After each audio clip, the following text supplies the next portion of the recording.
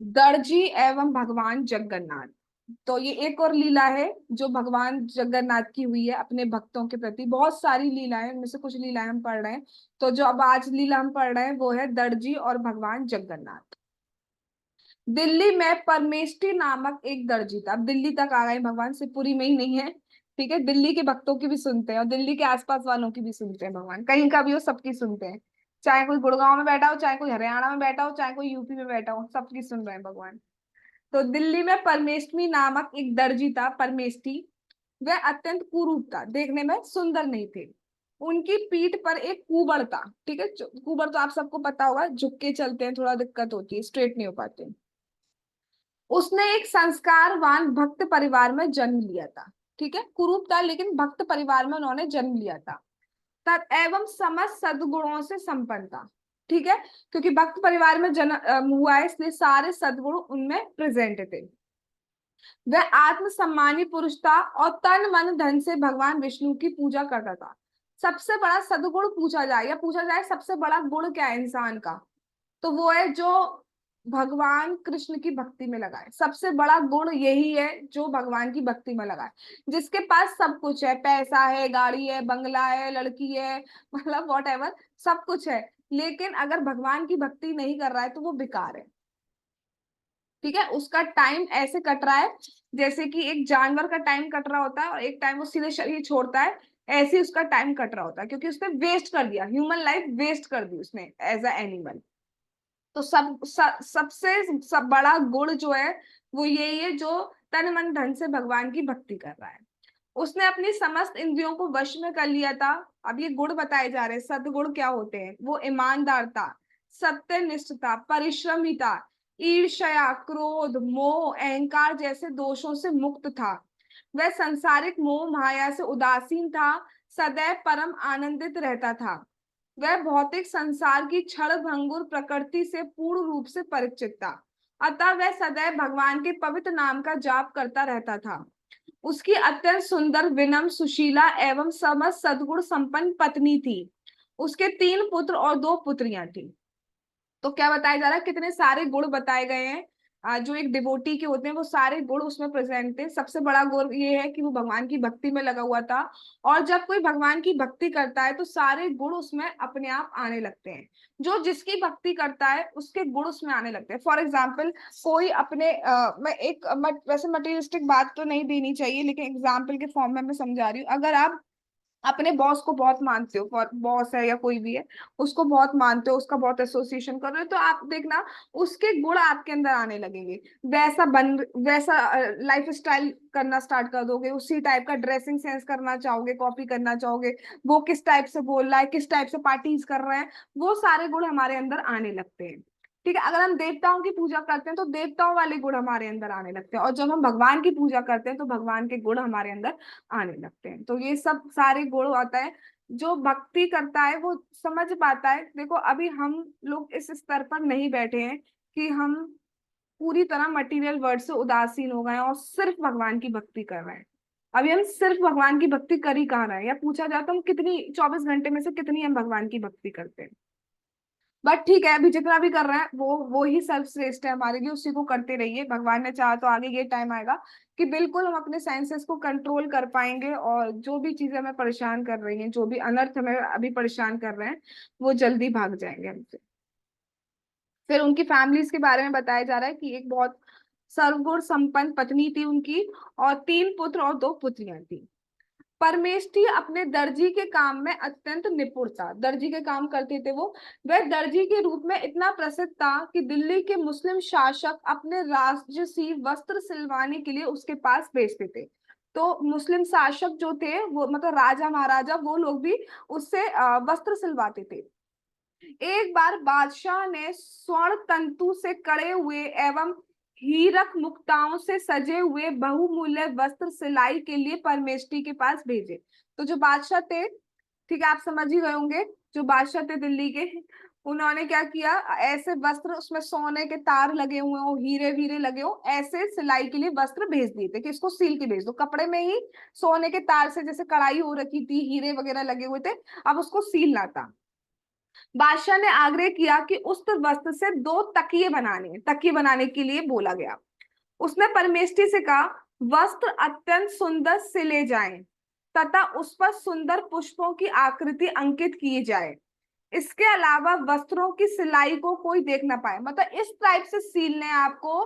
पहली बात कि बहुत सुंदर सीले हो, बिल्कुल कहीं से भी गड़बड़ सिलाई नहीं होनी, टेढ़ा मेढ़ा नहीं होना चाहिए। उसके बाद आपको उस पर सुंदर पुष्प भी बनाने हैं, और सिलाई ऐसे करनी है कि कोई समझ ही नहीं पाए कि सिलाई करिए। सिलाई का एक भी धागा कुछ दिखना नहीं चाहिए। इस तरीके से कौशलता से अपना करना है।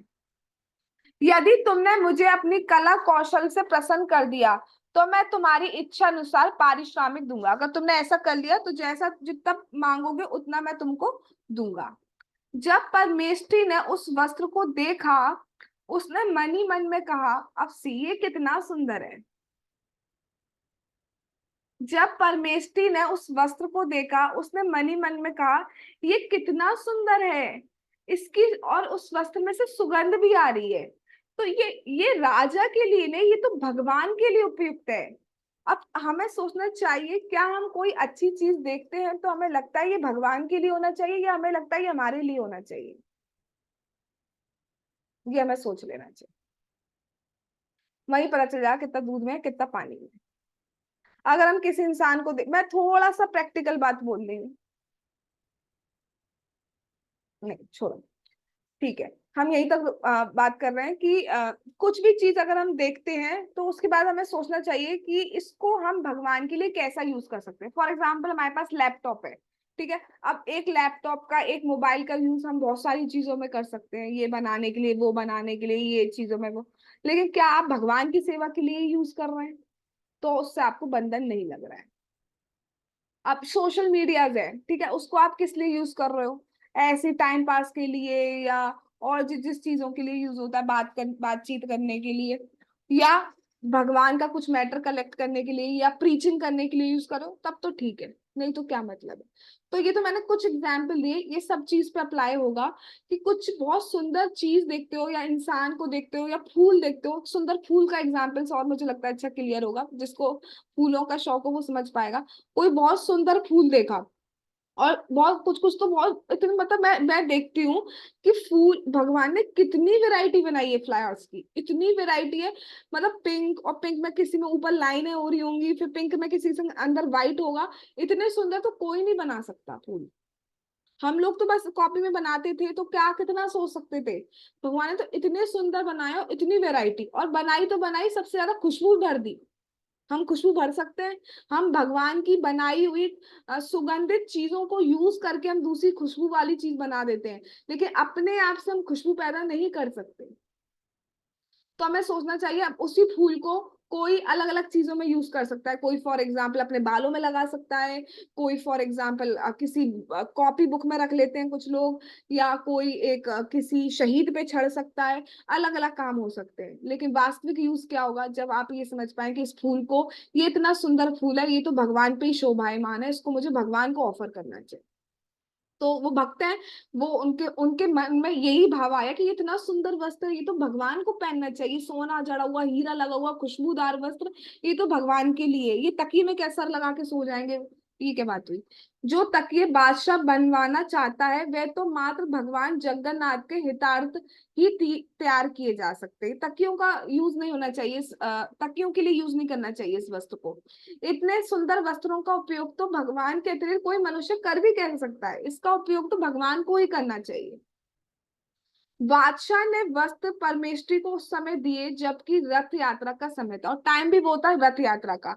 तो उनका मन में और ये आ गया कि रथ यात्रा का भी टाइम है, रथ यात्रा में तो भगवान को बहुत सुंदर वस्त्र पहनने चाहिए, यही सही समय में को इस वस्त्र का यूज करना चाहिए।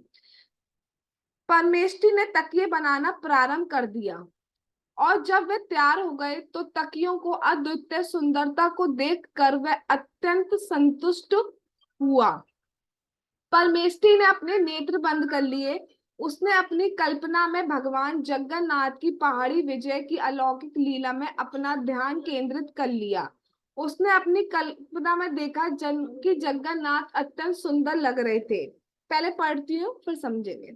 भगवान की सुंदर छवि के दर्शन हेतु हजारों भक्तजन उपस्थित थे। भगवान की अलौकिक छवि समस्त भक्तजनों को परम आनंद प्रदान कर रही थी। रथ यात्रा के समय ऊंच नीच का कोई भेदभाव नहीं रहता है।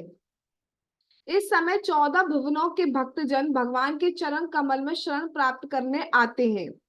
जब भगवान जगन्नाथ को मंदिर से लाया गया तो वे एक तकिए पे विश्राम कर रहे थे। सेवकों ने तकियों को आगे बढ़ाया तथा जगन्नाथ को तकिए पर सरकाया।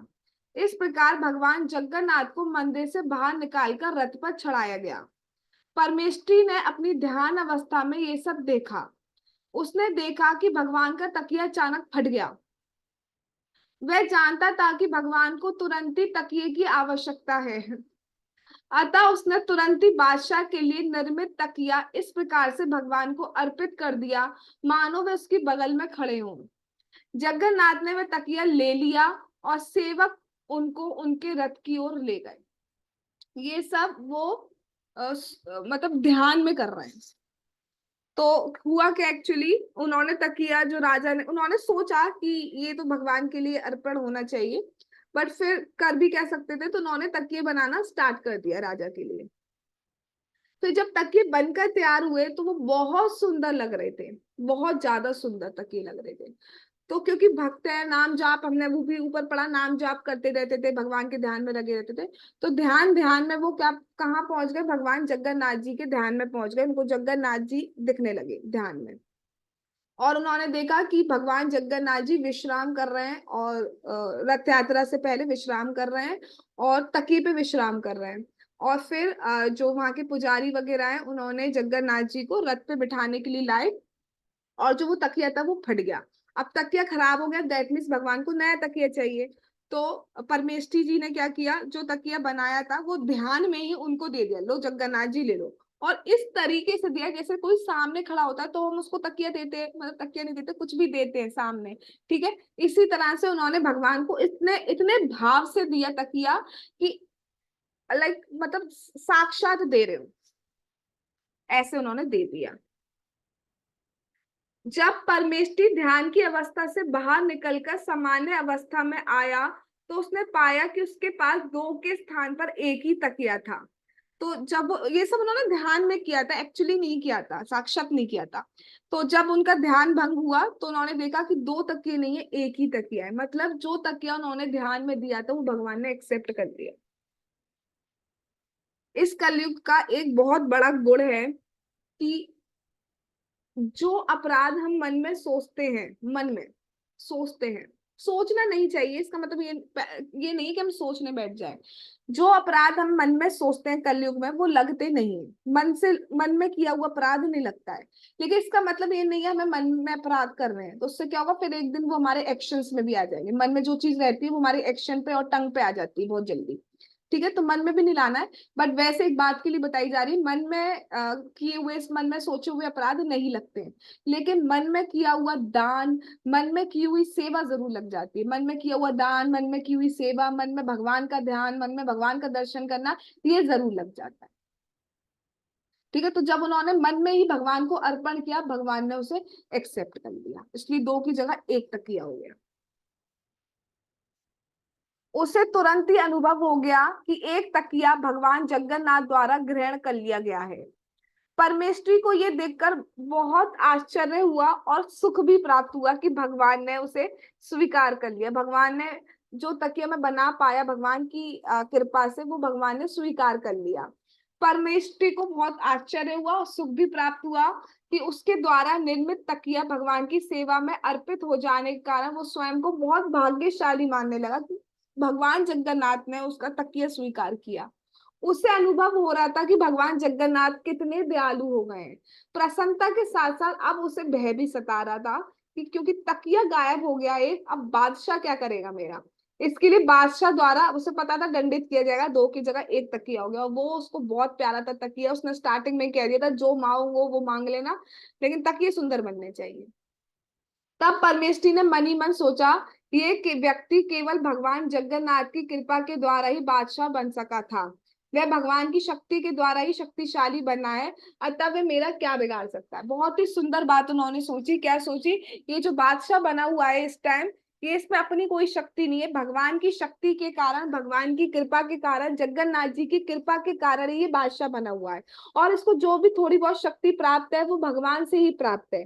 तो ये मेरा क्या कर लेगा? जब भगवान ने मुझे स्वीकार कर लिया है, जब भगवान ने मेरा तकिया स्वीकार कर लिया है, उसकी जगह मैंने भगवान उसके स्वामी को तकिया दिया है, तो ये मेरा क्या कर पाएगा?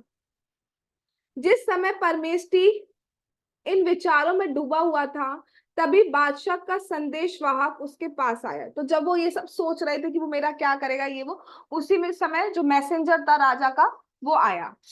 उसने परमेष्टि से दोनों तकियों को साथ लेकर तुरंत राजमहल चलने के लिए आग्रह कहा।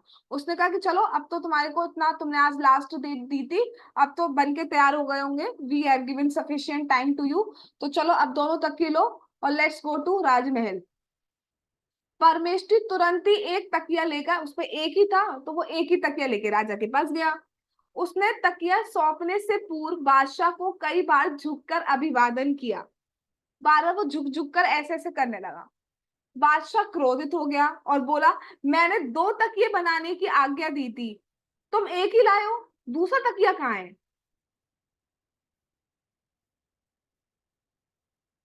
क्या तुमने उसे तैयार नहीं किया दूसरा तकिया को? मुझे सच सच बताओ, दूसरे तकिए का क्या हुआ?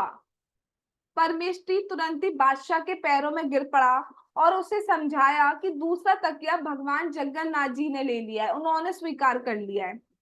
वह गिड़गिड़ाते हुए बोला, मेरे पास एकमात्र यही तकिया है, इसलिए ये मैं आपको सौंप रहा हूँ, कृपया आप बादशाह इसको स्वीकार करें। और इस अपराध के लिए कि वो जगन्नाथ जी ने ले लिया है, आप मुझे जो दंड देना चाहें वो स्वीकार है। बादशाह मुस्कुराया, किंतु मन ही मन क्रोध के कारण उबल रहा था कि ऐसा कैसे हो सकता है कि भगवान तुम्हारा तकिया स्वीकार कर लें? ऐसा कैसे हो? तो वो गुस्सा आ रहा और उबल रहा था, ये क्या झूठ, वो समझ रहा है झूठ बोल रहा है, कुछ भी बोल रहा है। तो क्या बोलते हैं बादशाह, उसने परमेष्ठी पर आंखें तरेरी, मतलब ऐसे घूरा उसे और बोला, क्या तुम पागल हो गए हो? तुम्हारे भगवान जगन्नाथ कहाँ है? तकिया लिया है ना, तो कहाँ है? दिखाओ मुझे, कहाँ है? वे कितने शक्तिशाली हैं? दिखाओ मुझे कितने शक्तिशाली हैं। वे अपने हाथों से क्या कर सकते हैं? उनके लिए कैसे संभव है कि वो तुम्हारा तकिया ले लें?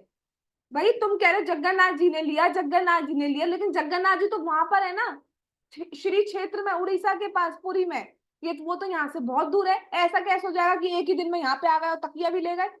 ऐसा कैसे पॉसिबल है? हाँ, ये सारे प्रश्न सुनकर परमेष्टि ने भगवान के पवित्र नामों का कीर्तन करना प्रारंभ कर दिया। सी, कोई प्रॉब्लम हो तो क्या करना है पता चल गया। अब मत पूछना क्या करना है, क्या करें क्या करें क्या करें, 1 मिनट 2 मिनट के लिए कॉल कर लें। नहीं, पहले देख लो करना क्या है। भगवान के पवित्र नामों का कीर्तन करना प्रारंभ कर दिया। उसने बादशाह से कहा, मैं मृत्यु से भयभीत नहीं हूं। मैंने आपके समक्ष भगवान जगन्नाथ की शक्ति का वर्णन किया है। वे वहां पर अपने दारू ब्रह्म स्वरूप में विराजमान है, किंतु एक ही समय पर समस्त ब्रह्मांड में विद्यमान है। वे ही संपूर्ण जगत के एकमात्र संचालक हैं। वे नीलाद्रि नगर में निवास करते हैं, किंतु संपूर्ण ब्रह्मांड का संचालन कर रहे हैं।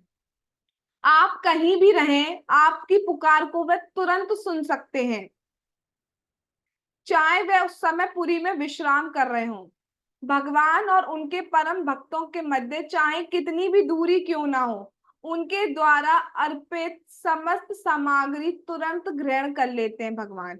वे अपने भक्त की श्रद्धा के अनुसार ही भेंट स्वीकार करते हैं। बहुत सुंदर बात बोला है कि मैंने कुछ झूठ नहीं बोला है बादशाह जी, मैंने बिल्कुल सत्य बोला है। ये हमारे भगवान का प्रेम है अपने भक्तों से, कि वो दूर बैठे हुए भी सब कुछ स्वीकार कर सकते हैं, क्योंकि वो भगवान है।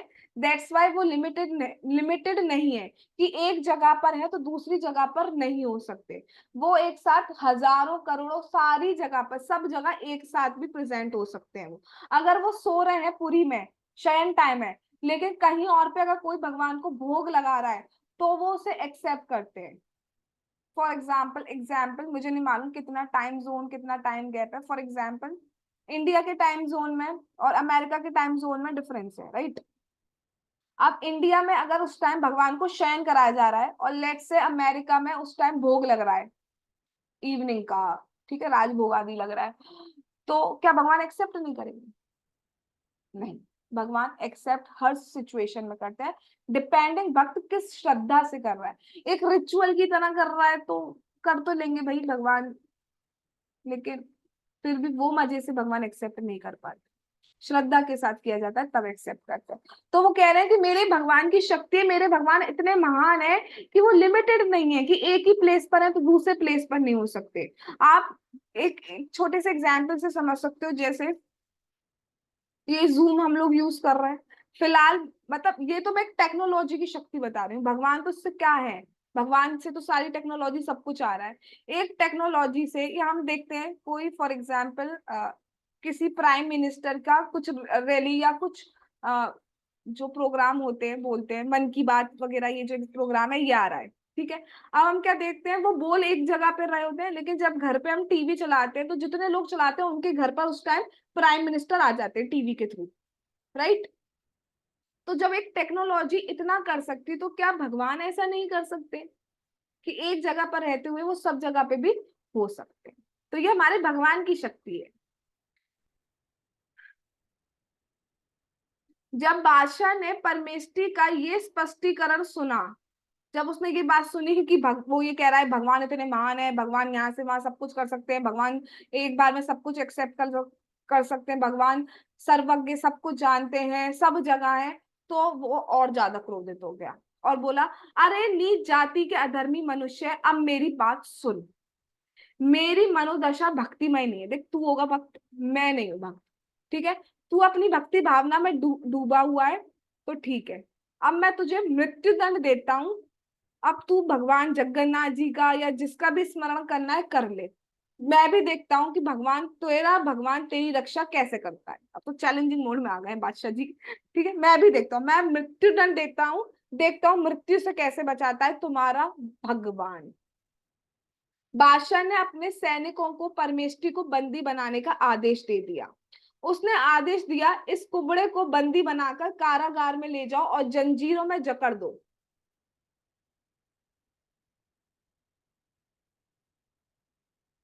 इसके पैरों में बेड़ियां डाल दो, इसे तनिक भी भोजन मत देना, इसे भूख से तड़प तड़प कर मरने दो। अब देखें कि इसका भगवान इसकी रक्षा कैसे कर सकता है। मैं क्या सोच रही थी, मैं इस पैराग्राफ को पढ़ के एक चीज सोच रही थी। कुछ कुछ थोड़ी देर पहले ये राजा ये कह रहा था कि तुम जो चाहो वो मांगना मुझसे, बस जरा सा उसको एक तकिया नहीं मिल पाया, मतलब उसका सेंस ग्रेटिफाई नहीं हो पाया, सेंस ग्रेटिफिकेशन में एक हर्डल आ गया, वो आज उसको मारने पे तुला हुआ है। यही जगत की स्थिति है, जरा सा किसी को कुछ कह दो, जरा सा जैसा वो चाहता है वैसा नहीं हो, और वैसा होगा ही नहीं। ये जगत बना ही ऐसा है कि आप किसी को कंट्रोल नहीं कर सकते हो। ये जगत आपके अकॉर्डिंग कुछ नहीं चल सकता कभी, ये जगत बना ही ऐसा है, डिजाइन ही भगवान ने इस टाइप से किया हुआ है। तो बस जरा सा हमारे अकॉर्डिंग चीजें नहीं चलते, जहां जो हमारे लिए सब कुछ हो रही थी, वो हमारे लिए कुछ नहीं हो रही होती है। तो देखिए किस तरीके से वो उसको ट्रीट कर रहा है कि भोजन भी नहीं दे रहा और कह रहा है भूख से तड़प तड़प कर मरने दो। परमेष्ठी को बंदी बनाकर कारागृह में डाल दिया गया। वह भगवान जगन्नाथ जी से प्रार्थना करने लगा। भक्त तो भाई हर सिचुएशन में भगवान को याद करते हैं, तो वो भगवान जगन अब उनको कारागृह में डाल दिया है। उसके बाद क्या हुआ वो भगवान ने चाहा तो हम कल देखेंगे, ठीक है। फिलहाल आज हम उनको कारागृह में छोड़ रहे हैं, ना चाहते हुए भी, लेकिन उनके साथ भगवान जगन्नाथ जी हैं तो उनको कारागृह में दिक्कत नहीं होगी। आगे जो होगा वो भगवान ने चाहा तो हम कल देखेंगे। जगत गुरु श्रीला प्रभुपाद की जय। श्री जगन्नाथ, श्री बलदेव, श्री सुभद्रा महारानी की जय। श्री श्री गौर निताई की जय। श्री श्री कृष्ण बलराम की जय। श्री श्री ललिता विशाखा राधे श्याम की जय। श्री वृंदावन धाम की जय। निताई गौर प्रेमानंदे हरि हरि बोल। हरे कृष्ण कृष्ण कृष्ण हरे हरे, हरे राम राम राम हरे हरे। वाञ्छा कल्पतरुभ्यश्च कृपा सिन्धुभ्य एव च पतितानां पावनेभ्यो वैष्णवेभ्यो नमो नमः। All glories to assembled devotees. Hare Krishna.